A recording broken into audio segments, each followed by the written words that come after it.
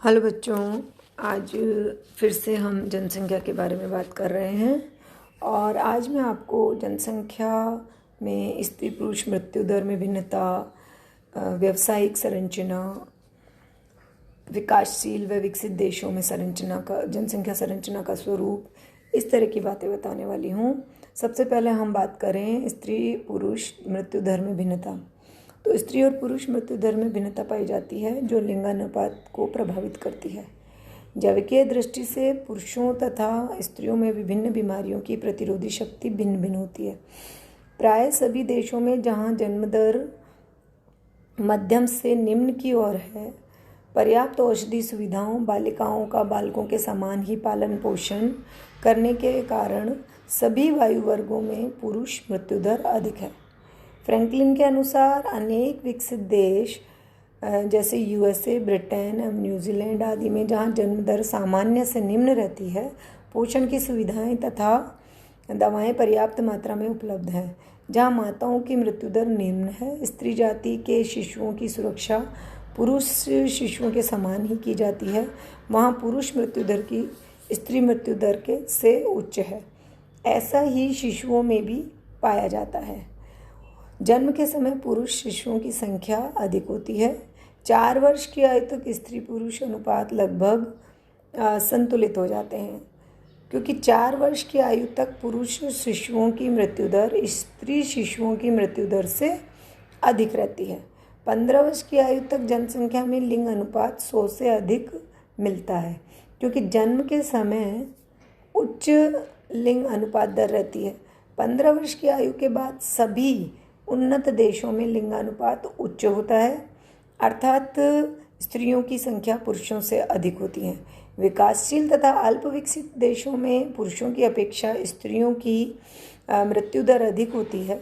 इन देशों में सामाजिक आर्थिक व्यवस्था के निम्न स्तर तथा स्त्रियों के प्रतिकूल होना स्त्री मृत्यु दर का कारण है। इसके अतिरिक्त किशोरावस्था में भी संतानोत्पत्ति उत्तरदायी है इस कारण के लिए। तो आप देखेंगे कि स्त्री और पुरुष मृत्यु दर में भिन्नता पाई जाती है। उसके बाद स्थानांतरण और लिंग अनुपात।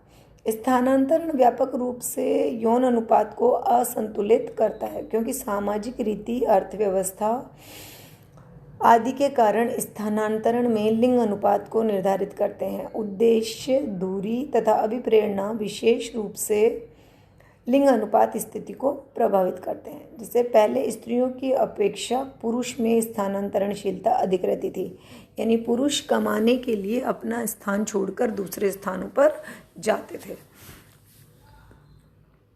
लेकिन अब यातायात व संचार साधनों के विकसित होने से विकसित देशों में स्त्रियां भी स्थानांतरण करने लगी हैं।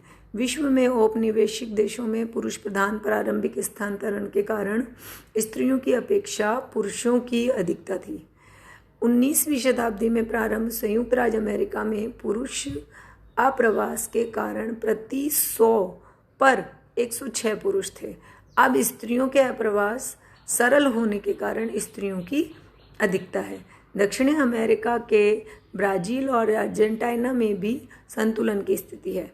इज़राइल, कुवैत, हांगकांग में स्थानांतरण के कारण ही पुरुषों का बाहुल्य है। बहुसंख्य विकसित राष्ट्रों में आंतरिक स्थानांतरण का लिंग संरचना एवं अत्यल्प प्रभाव दिखाई देता है। अब इसमें यह कहा जा सकता है कि पहले केवल पुरुष एक स्थान से दूसरे स्थान पर जाते थे कमाने के लिए, बेहतर नौकरी मिलने पर, व्यावसायिक रूप से सुदृढ़ होने के लिए, या फिर जैसे विदेशों में भी पुरुषों का गमन होता था। बेहतर सुविधाएं मिलने पर पुरुष उस स्थान को छोड़कर दूसरे स्थान पर जाकर बस जाता था। लेकिन धीरे धीरे जब से नारी शिक्षा प्रभावी हुई है, तब से स्त्रियों में भी घर छोड़ के बाहर जाने की प्रवृत्ति आई है और अब कमाने के लिए लड़कियां भी अपने घर को, अपने एरिया को छोड़कर, अपने देश को छोड़कर कमाने के लिए, व्यवसाय के लिए, नौकरियों के लिए एक स्थान से दूसरे स्थान पर जाने लगी है।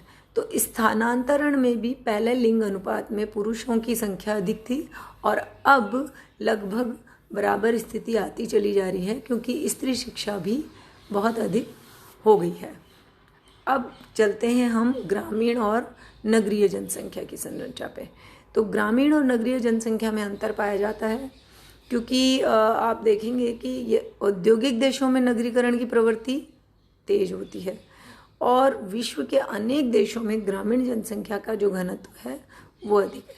जैसे यदि हम देखें कि विकासशील देश जितने भी हैं उनमें ज़्यादातर जनसंख्या जो है वो ग्रामीण होती है, क्योंकि सभी के सभी ज़्यादातर कृषि कार्यों पर बेस्ड इकोनॉमी अपनाते हैं। लेकिन शहरों में, विकसित क्षेत्रों में देखें तो नगरीय जनसंख्या की अधिकता होती है, क्योंकि वहाँ जनसंख्या जो होती है वो सुविधाजनक स्तर पर रहना पसंद करती है।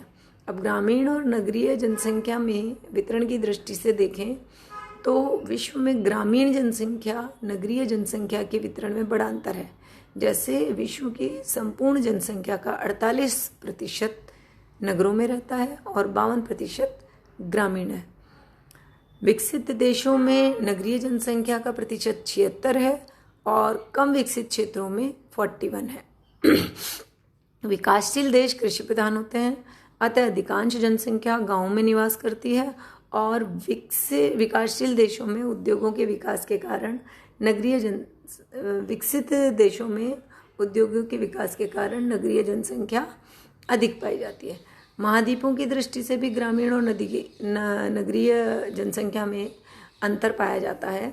महाद्वीपों के उप प्रदेशों में यह अंतर और भी अधिक स्पष्ट रूप से दिखाई देता है। जैसे पूर्वी अफ्रीका के देशों में नगरीय जनसंख्या का प्रतिशत 25 है, जबकि दक्षिणी अफ्रीका में यह प्रतिशत 55 है।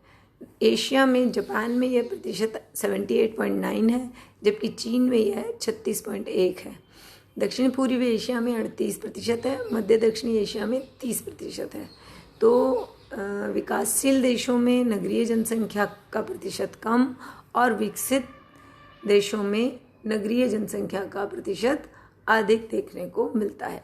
फिर जनसंख्या की व्यावसायिक संरचना। औद्योगिक दृष्टि से उन्नत राष्ट्रों में विकसित श्रेणी के देशों में के अंतर्गत जनसंख्या की व्यावसायिक संरचना को देखा जा सकता है। कृषि प्रधान देशों में विकासशील देशों के अंतर्गत रखा जाता है। इन क्षेत्रों में जनसंख्या की व्यावसायिक संरचना इस प्रकार से पाई जाती है। जैसे विकासशील देशों में जनसंख्या ग्रामीण और कृषि कार्यों में लगी हुई पाई जाएगी। औद्योगिक विकास कम पाया जाएगा। इन देशों में भारत, ब्राज़ील, मलेशिया, पाकिस्तान, चीन, बांग्लादेश, श्रीलंका आदि हैं। इनमें जनसंख्या की व्यावसायिक संरचना इस प्रकार है। भारत, इस देश में 72.72% जनसंख्या ग्रामीण है तथा देश की 58.2% जनसंख्या कृषि कार्यों में लगी हुई है। 2001 की जनगणना के अनुसार 40.2 करोड़ कुल श्रमिक हैं, जिनमें मुख्य कर्मी 31.3 करोड़ है, जबकि सीमांत कर्मी 8.9 करोड़ है।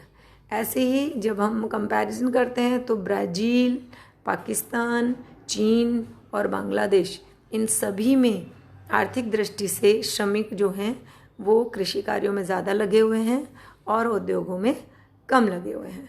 अब विकसित देशों में अगर हम ये जनसंख्या की व्यावसायिक संरचना देखते हैं तो विकसित देशों में उद्योगों में कार्यशील श्रमिकों की संख्या अधिक और कृषि में लगे लोगों की संख्या कम पाई जाती है। संयुक्त राज्य America, great Britain, France, Germany, Canada, Denmark इत्यादि, इन सभी देशों में आप देखेंगे कि जनसंख्या शहरी अधिक है, उद्योगों में अधिक लगी हुई है, व्यावसायिक कार्य अधिक कर रही है, जबकि कृषि कार्य कम कर रही है। और कृषि कार्य जो लोग कर भी रहे हैं उनके इतने बड़े बड़े फार्म हाउस, इतने बड़े बड़े एरियाज़ उनके पास हैं कि वो कोई भी कार्य व्यक्तियों से न करवाकर मशीनों के द्वारा अपनी कृषि कार्यों को करते हैं। तो वहाँ तकनीकी विकास अधिक होने के कारण कृषि भी एक तरह का संपन्न व्यवसाय के रूप में है और बहुत बड़े बड़े फार्म में वो लोग कृषि कार्य करते हैं, मशीनों की सहायता से करते हैं और वहाँ का कृषक भी बहुत अधिक संपन्न और सुविधा युक्त जीवन जीता है, जबकि हमारे विकासशील देशों में अभी तक भी मानव श्रम का उपयोग खेती में अधिक किया जाता है।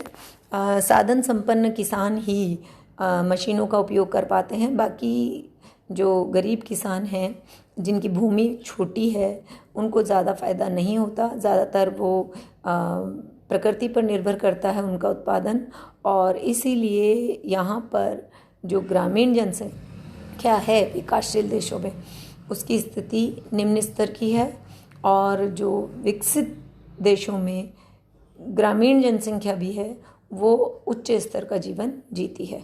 तो ये जो टॉपिक था ये था कि किस तरह से लिंग भेद शहरी और ग्रामीण क्षेत्रों में अलग अलग पाए जाते हैं, और व्यावसायिक संरचना में कैसे स्त्री और पुरुष और प्लस विकसित और विकासशील देशों में जनसंख्या का स्वरूप क्या होता है।